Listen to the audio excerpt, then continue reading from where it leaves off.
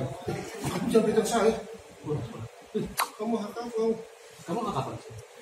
Saya berhak kerja di sini. Kamu jangan pegang saya. Kalau punya malu, buka masker itu. Punya malu pribadi Pak, karena dia punya malu pakai masker. Hati kamu yang harusnya ada malu. Teman baik kamu itu sudah terbaring, sudah diponis, antar. Topeng kamu Firly, buka topengmu itu. Penipu, keluar dari penjara sudah dibebaskan. Nih pula nih, hebat kamu. Saya mah nggak tahu mau buka cara kamu yang itu.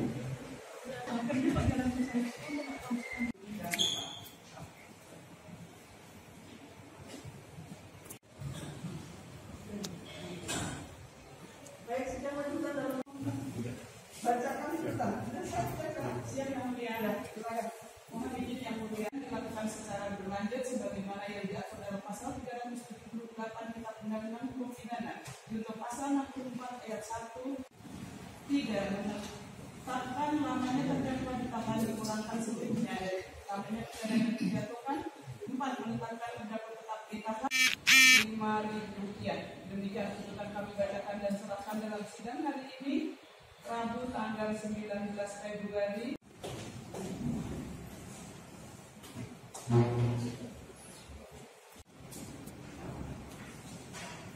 Kesempatan bagi terdakwa maupun penasihat hukumnya mengajukan nota pembelaan atau pledoi.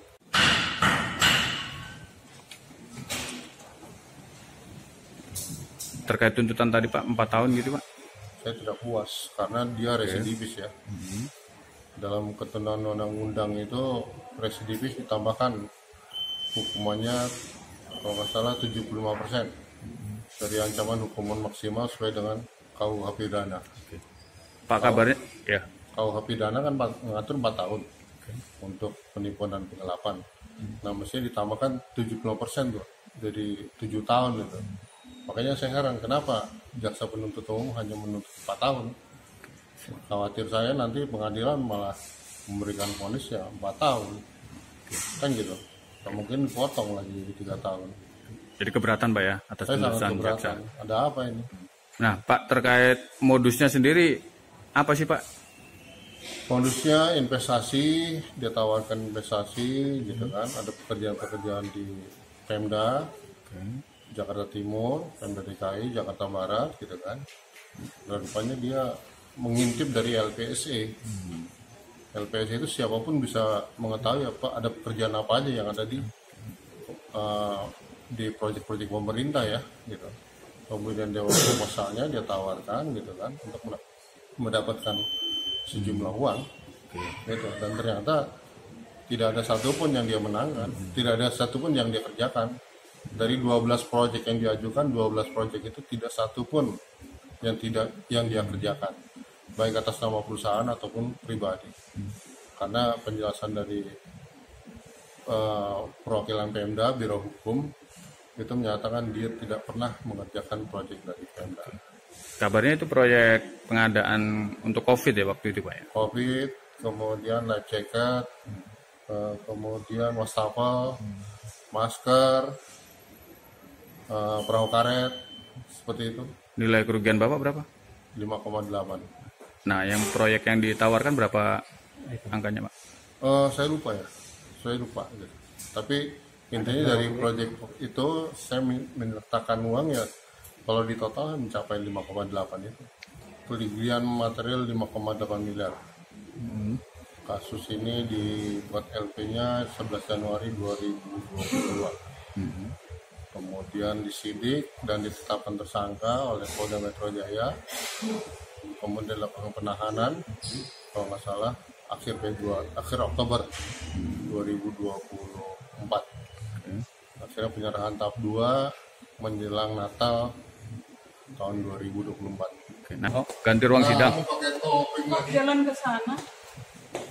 Kenapa pakai topeng? Malu. Kenapa pakai masker? Kamu jangan sentuh saya. siapa yang nyentuh?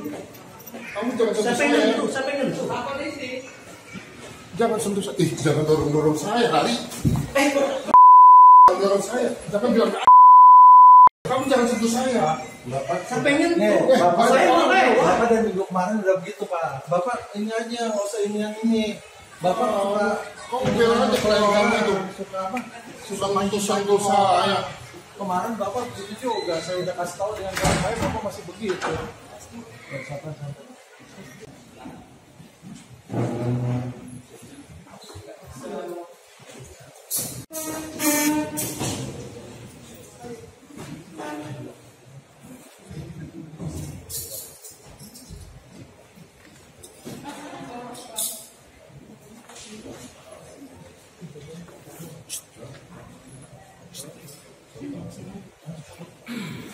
Tanggapannya nanti pas dulu.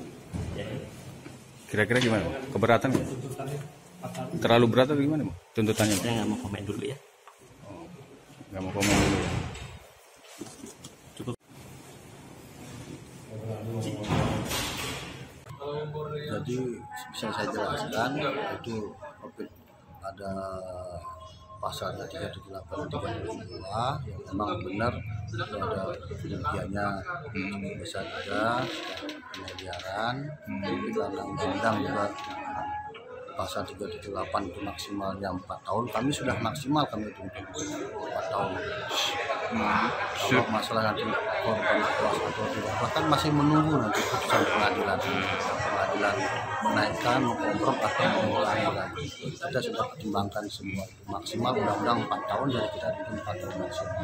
Jadi memang JPU sudah sesuai tracknya lah ya gitu ya. JPU sudah sesuai dengan undang-undang. Tapi itu pengaruh nggak? Terdakwa ini kan residivis juga. Nah itu nanti sebagai juga pertimbangan hakim. Nanti kan sudah digali semua, nanti hakim mungkin bisa daripada di luar undang-undang bukan putusan atau seperti apa keyakinannya hakim. Kami tidak bisa ikut campur masalah.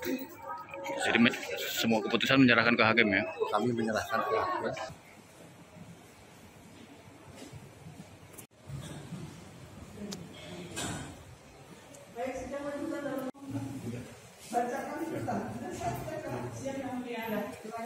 Mohon izin yang mulia dilakukan secara berlanjut sebagaimana yang diatur dalam pasal 378 Kitab Undang-Undang Hukum Pidana untuk pasal 64 ayat 1 tidak menetapkan lamanya terdakwa ditahan dikurangkan sebelumnya dari lamanya pidana yang dijatuhkan.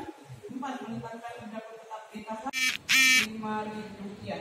Demikian tuntutan kami bacakan dan serahkan dalam sidang hari ini Rabu tanggal 19 Februari.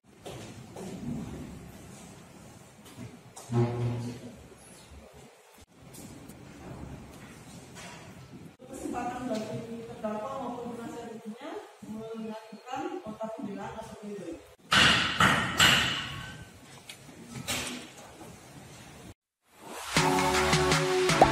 Gak sempat baca? Dengerin aja.